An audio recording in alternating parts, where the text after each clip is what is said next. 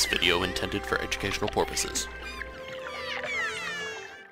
Hey guys, it's Adam aka Swimming Bird, and welcome back for another Minecraft 1.8 Snapshot. This is 14W33C, bringing a handful of new changes, so let's get into it. Now if you watched my video for the A version of this week's Snapshot, you saw that the new doors went through quite a few changes, notably that the Acacia door and the Junglewood door lost their 3D models, and the textures for all of the doors were simplified quite a bit and made to look a bit more like the older doors in the game. Well, the 3D models are still gone, unfortunately, but it's probably for the best. It'll make the game run a little bit faster. But the textures have improved for all of these doors, and not only that, a bunch of other textures in the game have improved as well and changed quite a bit. You can see that the newer doors have a bit more detail, and they've been flipped over so their hinges are all on the same side. The Dark Oak one is probably the most notable. It has these little panels now in the item form. But if you look at the older doors, they have these little panels at the bottom now when you hold them in your hand or see them on the ground or in your inventory. And not only that, like I mentioned, here's a comparison shot to show you guys all of the other items that were changed. A bunch of new food items and rabbit-related items had their textures changed. All of the rabbit and food ones were made by Reddit user Zelda Human and suggested by him as well.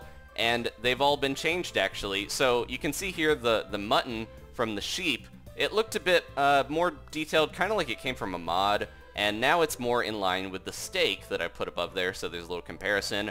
The rabbit hide now looks a bit more like the leather. It doesn't have as much of a thick border around it. The little rabbit's foot is not as pale looking. It's more in line with the hide.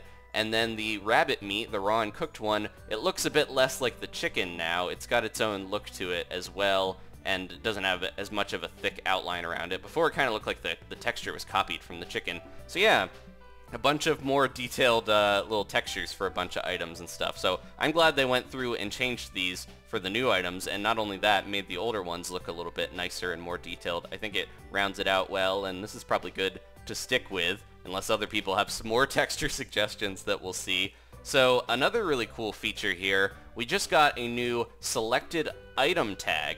So previously on adventure maps, if you wanted to make like a locked door that you needed a very specific key for, you had to check every slot in the player's inventory to see if they were holding the right item. But now you can use selected item, and it will check if it has it selected in their hotbar. So this one's going to select and show and only work. It'll turn the command on if I have this grass block in my hand. But I set up a door here to only open with this skeleton key that I have. I also have a normal bone, so I'm going to try the normal bone. I'm going to try to step on this pressure plate, but no, it's not working. I have to use the specifically named skeleton key, and it actually triggers. It's because I have a little comparator set up here, and this will only open if I have something named skeleton key that also happens to be a bone. So you can do very specific keys in this, and it also makes it where it has to be selected. So it's kind of cool. It's like you're actually using the key to open the door. So that's a nice little thing. It should greatly improve the adventure map. And if you see, I try to go over this with any other item, it closes it again, which is kind of cool.